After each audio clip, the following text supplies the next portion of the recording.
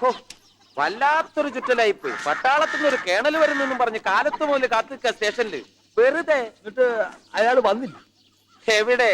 അങ്ങേരിനി വേറെ വല്ല വഴിക്കെങ്ങാനും വരുന്നുണ്ടോ ആവോ? അടുത്ത വണ്ടി ഇനി 3 ദിവസം കഴിഞ്ഞിട്ടല്ലേ ഉള്ളൂ. അതെ. അതുവരെ എനിക്ക് ഇവിടെ നിൽക്കാൻ വയ്യ. അങ്ങേരെങ്ങാനും വന്നാൽ ദേ ഈ താക്കോൽ അങ്ങ് കൊടുത്തേക്ക്. വീടെല്ലാം നല്ല തുടച്ച് വൃത്തിയാക്കി വെച്ചിട്ടുണ്ട്. എന്താ ഗോവിന്ദനായരെ, നിങ്ങളുടെ പട്ടാളം വന്നില്ലേ? ഇല്ല, ഞങ്ങൾ അതിനെ കുറിച്ച് ഇങ്ങനെ സംസാരിച്ചുകൊണ്ടിരിക്കുകയായിരുന്നു. താക്കോല് ഇവിടെ തന്നിട്ടുണ്ട്. ഇന്ന് തന്നെ തിരിച്ചെത്തണമെന്നും പറഞ്ഞാ എന്നെ വിട്ടത്. ഞാൻ പറഞ്ഞതൊക്കെ ഓർമ്മയുണ്ടല്ലോ. ഗൗണ്ടർക്ക് വളരെ വേണ്ടപ്പെട്ട ആളാണ്. കാര്യമായിട്ടൊന്ന് നോക്കിക്കോണം. അത് പിന്നെ പ്രത്യേകിച്ച് പറയണോ? ഒരു കുറവും വരുത്താതെ ഞങ്ങൾ നോക്കിക്കോളാം. നായർ ധൈര്യമായിട്ട് പൊക്കോളൂ.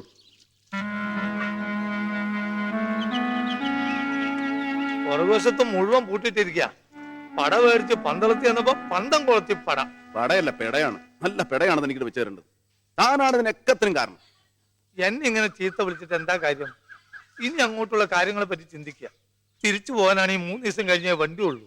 തിരിച്ചു പോകാനാണ് പിന്നെ ഇങ്ങോട്ട് കെട്ടിയെടുത്തത് എന്തിനാ? എന്നാ പിന്നെ ഇരിക്കുക. ഉമ്മർത്ത് ഇങ്ങനെ കാറ്റും കൊണ്ട്.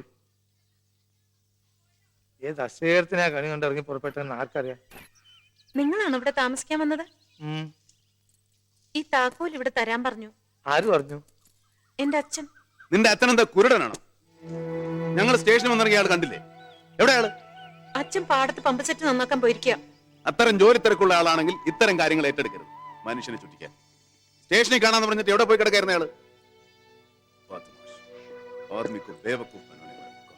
അയാൾ എന്താ പറഞ്ഞത്? ചെറ്റത്ര അയാൾ കാണിച്ചതെന്ന്. എടോ, വാതില് തുറക്കടോ. ഇനി എന്റെ മുമ്പിനെങ്ങാലും വന്ന് വെട്ടാ തെറി കൊണ്ട് ഞാൻ അഭിഷേകം ചെയ്യുമെന്ന് പറഞ്ഞ നിന്റെ അച്ഛനോട്.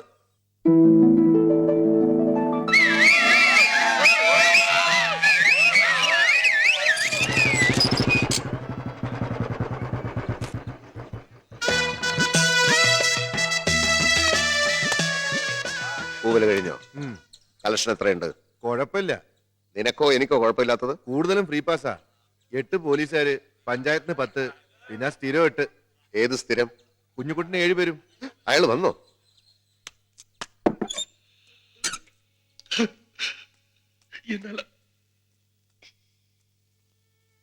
പഴയ സെൽവമാക മുടിയാതെ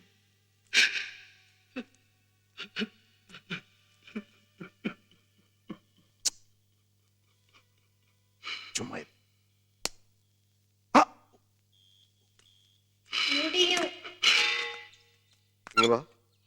മീനാക്ഷി വിടണോ? അവള് വരാനിരിക്കായിരുന്നു. പിന്നെന്താ, ഇരുന്ന സ്ഥലത്ത് എഴുതേക്കാൻ പറ്റില്ലേ? അങ്ങനെയല്ല. എങ്ങനെയല്ല? അവളെയും കൊണ്ട് താൻ സിനിമക്ക് വരാമെന്ന് എന്നോട് 6ാമത്തെ പ്രാവശ്യമാ താൻ പറയുന്നത്.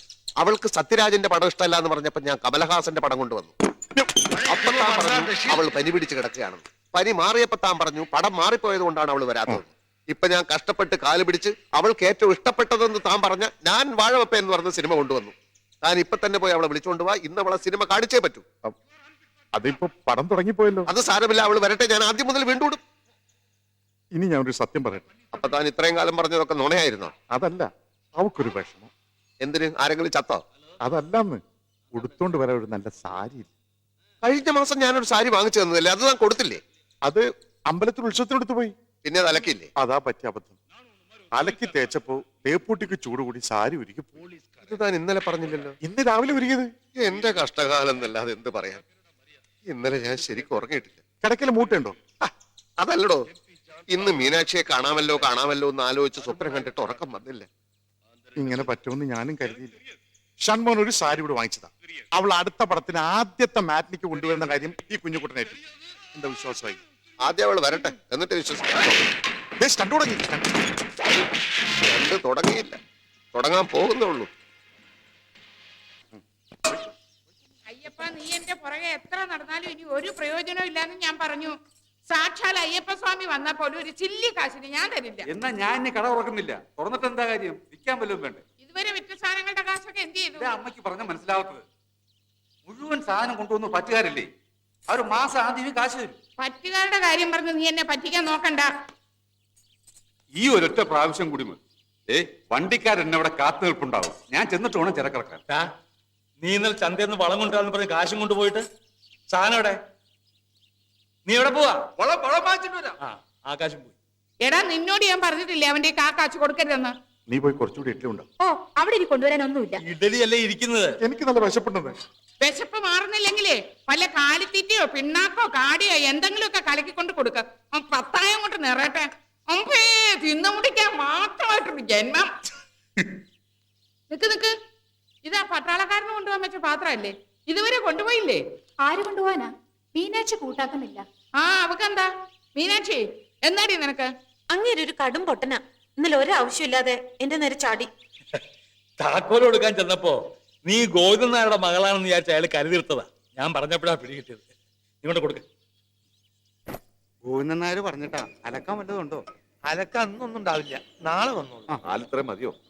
നാഴി പാലിന്റെ ആവശ്യമുള്ളൂ. ഞാൻ കട്ടനാ. മീനാക്ഷി അല്ലേ? എന്താ തുറന്നു നോക്കിക്കോളൂ. മറ്റേ ആളെവിടെ? ആര്? ഒരു പോത്തില്ലേ ഇവിടെ? ഏ? ഇന്നലെ കിടന്ന് ചീറിയില്ലേ? ആ മീശ.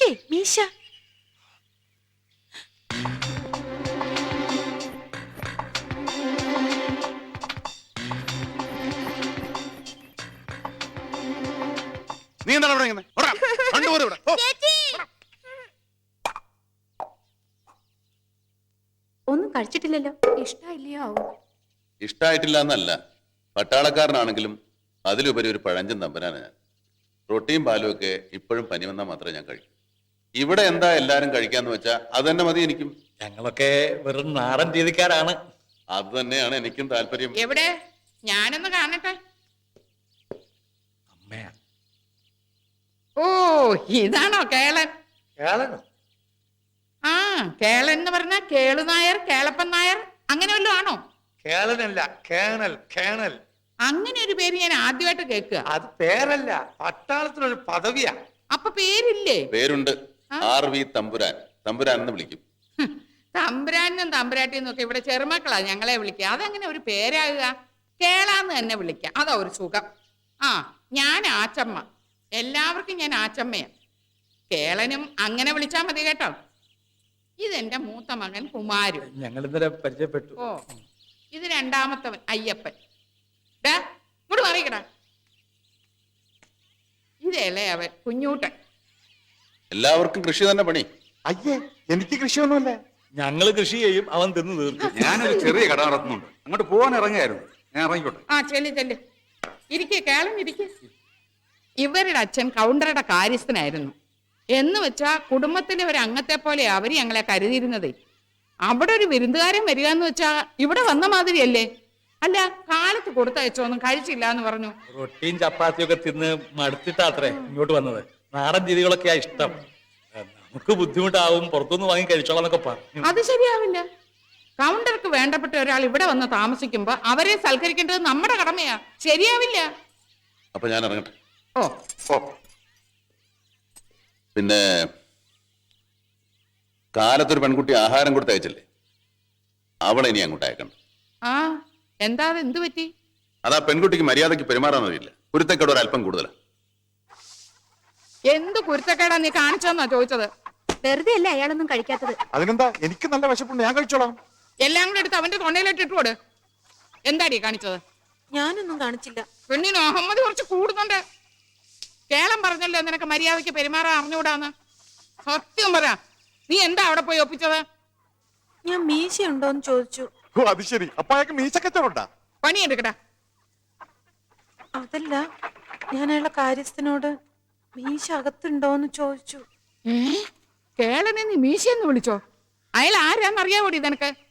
കൗണ്ടറുടെ വീട്ടിൽ വന്ന ഒരാളിനോട് മര്യാദയായിട്ട് പെരുമാറിയില്ലെങ്കിൽ നന്ദികേടല്ലേ അത്? നീ ഇപ്പൊ പോണം, പോയി മാപ്പ് പറയണം. അല്ലെങ്കിൽ ഈ വീട്ടിൽ നിന്ന് ജലപാനം നിനക്ക് തരില്ല. പോ.